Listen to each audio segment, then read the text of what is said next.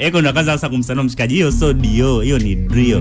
Ni kampuni ya mwanangu yuko Afrika, so kuliko ni support Dio ambao ni kampuni ya kigeni, mimi na support wanangu kutoka Afrika. Kila mtu waga anapenda kuvaa kupendeza. Akon ni mmoja kati ya washikaji pia ambao wanapendeza, lakini kati ya vitu ambao huaga azingatii ni kwamba eti sijui ni kampuni gani sijui nini. Yeye akiona kitu kikali kama amekipenda na ameona kuna watu wanavaa, anavaa. So alikutana na saa moja kali, ila ile saa ilikuwa ni fake na yeye hakujali, alinunua kwa $1,000. So French akawa anamsifia, wewe mwanangu saa kali. So Akon sojolo unyama nini, yo umeipenda, akaitoa akampa. Ila baada ya wiki 2 French akamcheki mshikaji, ile saa ulonipa vipi? Kwa jamaa anashangaa, vipi kwani? Ambia saa umenipa bwana fake. Ni msanii ambaye kutokea kule nchini Marekani na asili yake ni Senegal. Anaitwa Akon.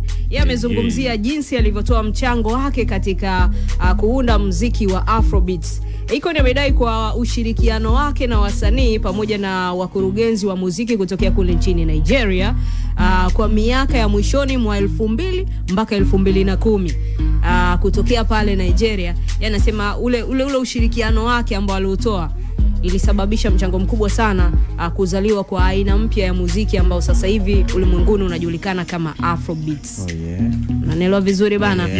Lakini pia bosi wa Convict Music anasema kwa upande wake pia akiwa ameshirikiana na wasanii kutokea Nigeria kama Wizkid, Bank W, P Square pamoja na Dibanji kwa kipindi hicho na wengine ambao walikuwepo miaka hiyo. Anasema walianzisha hizo harakati za kukua kwa muziki wa Afrobeats kabla ya ile slogan ya Afrobeats to the world kupata umaarufu mkubwa ulimwenguni. Lakini pia kitu kingine, Akon akiwa anazungumza kwenye mahojiano na Sherry, yeye alisema kwamba 2008 ilikuwa ni siku ambayo ilikuwa ndo miaka ambayo anatoa ile album yake ya mwisho, ambapo baada ya kutoka ile album ya Freedom sasa akasema akapata mchongo wa kwenda kurekodi ngoma ya Kombe la Dunia kipindi hicho 2010. Kombe la Dunia FIFA akapata nafasi pale, so akasema wakati anatoka Marekani kudondoka bara la Afrika akapita na Nigeria pale, ndo akakutana na wasanii wa Nigeria. Kwa hiyo pale wakati akiwa anaunda ile ngoma ya All Africa kipindi hicho akiwa anaandika ile ngoma ya Kombe la Dunia, ndo ule usajili kuweza kufanya zile harakati kumsaini mtu kama Wizkid kipindi kile 2008 kwenye Convict Music. Lakini pia alikuwa ni msanii wa kwanza kutoka Nigeria ambaye alimsaini. Lakini pia kuna ushirikiano wa mtu kama Bank W kutokea Nigeria pia, P Square na Dibanji ni moja kati ya watu ambao wamewatolea mfano kwa upande wake. Na kuhusiana na nafasi yake kama mmoja ya waanzilishi wa muziki wa kisasa kutokea bara la Afrika, yani Afrobeats, huyo ni Akon mwenyewe ndo anasema naye ni mmoja wapo mashavu pia apewe. Yeye amejinotice hivyo. Sijui connection ilivunjika wapi, maana sasa hivi na Akon. I mean kati ya Akon na Bongo Flava. Vipi? Akon alishafanya kazi na Mayunga ndio. The connection kwa sababu wa Nigeria amewasupport. We see tulimwona Wizkid tumeona Wizkid amekuwa pushed, Dibanji kwenye Oliver Twist, Bank W wamefanya vizuri na wote wameenda na kufanya kipindi hicho wakafanya makubwa kupitia hiyo support ambayo alitoa kupitia Convict Music.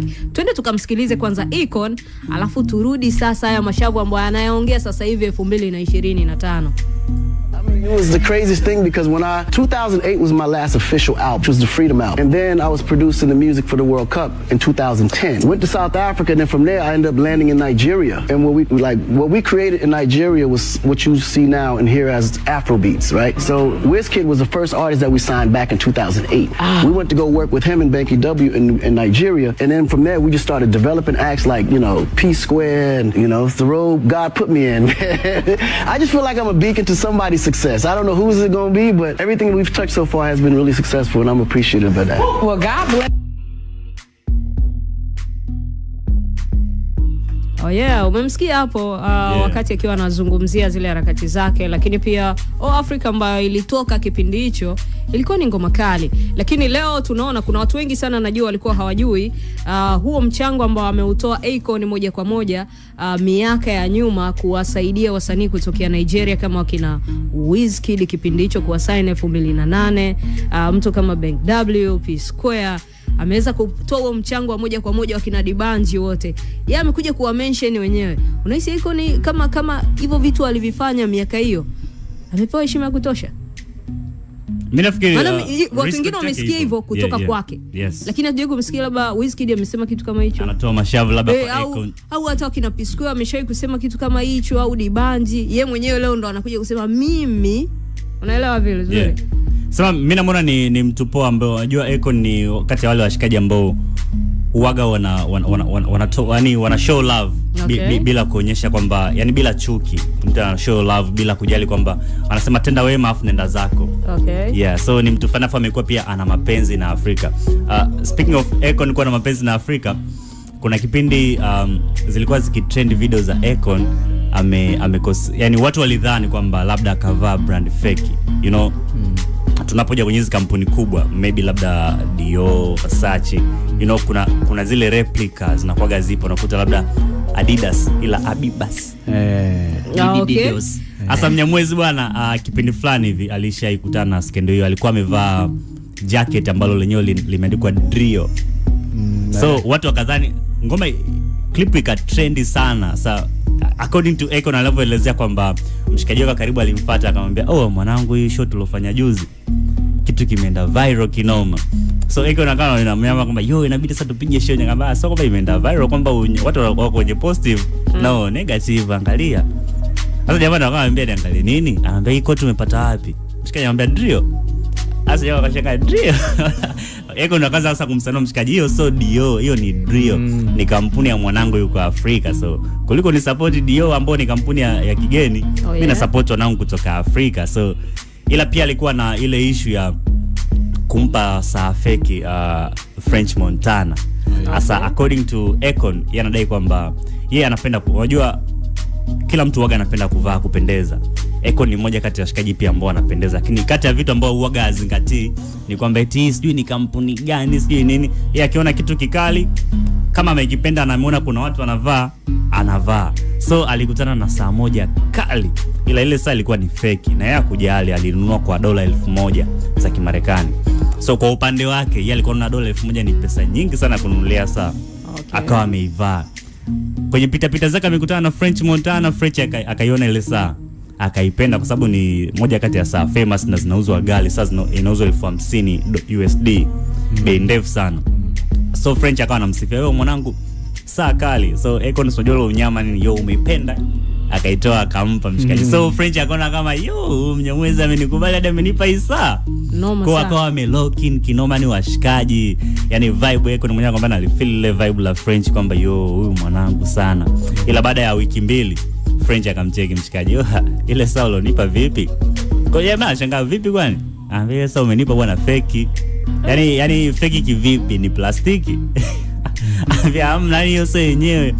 Sasa Akon alikuwa anakiri kwamba yeye hakuwa na hiyo understand kwamba eti kuna kitu fulani ni original, kitu fulani anaamini kwamba kitu kiko kikali ni kikali tu, lakini sasa ndo akaja kumsaniwa kwamba bwana kuna madini ambayo ilipaswa yawepo kwenye hiyo saa ambayo ni original, lakini wao walionunua ni copy. Kwa hiyo ndo akashangaa, sasa fresh unarudisha au vipi? Kwa sababu $1,000 hizo nimetoa. Nipe. So bure. So ilikuwa hivyo. So kwamba eti alimpa kwa makusudi saa fake, ila yeye mwenyewe alikuwa na idea kwamba saa ni fake au sio fake. Yeye alikuwa na anaangalia tu uzuri wa nje kwamba unyama umekaa. Yani kama tumependeza basi show imeishia hapo. Safi na salama. Lakini nikibaki hapo kwenye waimbaji wa muziki wa Afrobeats. Usiku wa kuamkia bana siku ya leo kule Atlanta nchini Marekani, ambapo anaishi msanii kutokea Nigeria anaitwa Davido. Bana ilikuwa ni kumbukumbu ya kuzaliwa kwa mke wake na Davido, Chioma, ambaye ametimiza umri wa miaka 30. Kwa hiyo kwa surprise kubwa kabisa mwimbaji wa Afrobeats akaamua kumzawadia mpenzi wake, akamzawadia gari aina ya G-Wagon G63 AMG ambayo ni gari kali kinoma noma. Ukiangalia thamani ya hii gari kwa madafu ya kibongobongo ni zaidi ya bilioni 1 na milioni 200. Ilikuwa ni zawadi ya birthday, amemzawadia mke wake. Tunaelewana vizuri, yani ni mpenzi kamzawadia. Bika imwaga pale na mambo yakaenda safi sana. Ilikuwa ni moja kati ya sherehe tofauti sana ambayo aliifanya Davido, lakini pia ilikuwa ni party fulani hivi ambao amewashirikisha pia na washikaji zake kadhaa kule pande za Atlanta. Kwa hiyo ilikuwa ni moja kati ya tukio ambalo limevuruga. Unajua ni magari fulani luxury sana kwa sasa hivi. G-Wagon. Oh yeah man. So ilikuwa ni kitu fulani hivi cha tofauti sana, lakini mtu ambie na wewe ambao unasikiliza hapo, mpenzi wako ambaye ikifikia kumbukizi ya siku yake kuzaliwa waga unampa zawadi ya shingapi labda? Thamani gani?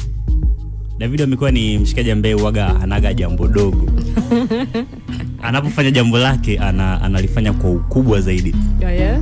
Mshikaji anakuambia kwamba alikuwa anakaa na nyumba na baba yake hapo Nigeria, nyumba ambayo ina vyumba 16. Ndugu zake wote wanakaa mbele Marekani na wengine wanakaa Uingereza, lakini alikuwa anakaa na baba yake. Na kwenye familia yao ilikuwa ni kwamba kwa sababu mali tayari zipo, biashara zipo, ni kwamba pata elimu njoo kwenye kitengo. Pata elimu njoo kwenye kitengo. Ila yeye ndo alienda against na familia. Anataka focus na muziki. So akaondoka nyumbani na akawa ni homeless. Imagine billionaire anakuwa homeless, lakini baba yake hakuipendezwa na hicho. So akamchukua jamaa afu akampeleka Alabama, Marekani kwenda kusoma. So Mnyamwezi anadai bwana akiwa Marekani alikuja kugundua kwamba Marekani wana kitu ambacho moja kwa moja hakutaka kukiaddress kama ni ignorance, lakini ni lack of information. Anasema kwamba Marekani wako na hiyo kitu, kwa sababu mtu kama Davido anafika Marekani alafu eti umetoka Nigeria, kuna airport. Sasa anashangaa, anataka nasema ni mjinga au ni vipi? Yani unashindwa kufuatilia vitu vidogo kama hiyo, kwa sababu anaamini kwamba kuna yale mambo ya kuelekezana kwamba wewe umetoka Afrika, kuna vile vitu vidogo vidogo mimi sivijui. Ila mambo general kama hayo, nchi kuwa na airports, nchi kuwa na vitu fulani, ni vitu ambavyo pia wa Marekani wanapaswa kujua. Wanahisi kwamba ni kama sijui yani yani wanapicha tofauti na Afrika. So hicho ni kati ya kitu ambacho Bana Boy aliaddress kwamba alikuwa na feel kama yeye nazingua ni Bana Boy au David. I mean David yes. So msikali ameishi maisha fulani hivi ya kibilionea, lakini anaweza kuswitch na kila na pale ambapo inakuja debate kati ya Wizkid na Davido. Mashabiki wa Wizkid wanasema umeona from down to up. Wizkid kutoka Ojuelegba, maisha yale ya chini nini umekuwa kwenye hela na nini wewe Davido mtoto wa mfalme na mambo kama hayo. Davido mashabiki wa Davido ndo anakuja na point hiyo kwamba hata kama alikuwa ni mtoto wa tajiri lakini alikuwa homeless. Kwa ashia alikuwa homeless na alishapitia maisha magumu. Akaanza from the scratch. Hivi kwa upande useme lifestyle ya Davido ambayo yuko nayo sasa hivi, anaishi Atlanta. Ameshawahi kukaa Marekani kwa muda mrefu, Atlanta, Georgia. Kwa lifestyle ambayo yuko nayo pale, Wizkid yuko zake Nigeria huku Afrika nila kufanya. Uwezekano wa yeye kuishi Marekani kunamsaidia pia muziki yake, anazidi kupata zile collab labda. Of course, nadhani inasaidia kwa haraka. Na by the way, wasanii wa Nigeria ambao wanafanya vizuri zaidi Uingereza na Marekani. Hapa nikimwongelea Bana Boy, Davido, Wizkid, Tems, wengi. Yani haiwezi kapita miezi 5 hawajahudhuria hizo nchi kwenda kukaa hata wiki kadhaa. Wamekuwa ni wasanii ambao wanakaa hizo nchi, na hata ukiingia kwenye Instagram zao utagundua kwamba unajua kwenye Instagram nikiingia kwenye Instagram yako Modo kwenye upande wa location nasoma ni Tanzania. Lakini wasanii wa Nigeria hata sasa hivi unaweza kufanya jaribio, utagundua kwamba location zao wamezisave kwenye zile target nchi ambazo wanataka wawe wakubwa. Wote hamna mbeka kaika location ya Nigeria. Unagundua kwamba Marekani, Uingereza, hivi unahisi ni kwa nini? Kwa sababu shaona kwamba kumbe tuna uhitaji huku, kuna watu huku wanataka kusikia sound kutoka Afrika. Msanii gani from Africa ambaye yuko kwenye ile topest labda top 10 ya top African artist ambaye amekonka na amefanya hizo international collab lakini bado anaishi Afrika? Yule mwanamama ambaye ameshinda tuzo ya Grammy, Angelique Kidjo. About from Angelique Kidjo. ambaye amepiga collaboration international na anaishi ambaye yupo na zile levels za kina Wizkid maybe au hata kama sio, lakini level Rema anaishi wapi 100 yani kwa asilimia mingi anaruka lakini Lagos sana ila mtu kama Wizi na makazi mbele ashake sasa hivi kama unaona kahamia Marekani kabisa, amejiweka zake kule kwa sababu ndio soko linavyohitaji hivyo. Kinatiwa Savage. Yeah, unaona safari ni nyingi. Ira Star hadi ile amekuja Zanzibar nakutana na Zuchu anamuuliza hivi Nigeria unakaga kweli? Kwa sababu ukiangalia ruti zake pale Instagram mara ni yuko Uingereza, yuko Marekani, kaja Zanzibar. Back to question ya Nemi. Back to question ya Nemi la kwako. Ya Nemi aliuliza unahisi kuweka majeshi huko Marekani kama David anavyofanya inamsaidia kukaa kule kunasaidia nikitumia pointi hizo za Davido mwenyewe kwenye interviews yake hapa nyuma alisema kwamba uwezekano wa yeye kuishi Marekani pase upo, lakini anaamini kwamba anabidi awe na ile tagi la watu wake kutoka Afrika, so that's why anarudi Afrika kukaa pia Afrika. Okay. Yani kwamba hizo Marekani anazichukulia kama ni nchi zake zote kwa sababu ni kweli ana raia za nchi zote mbili.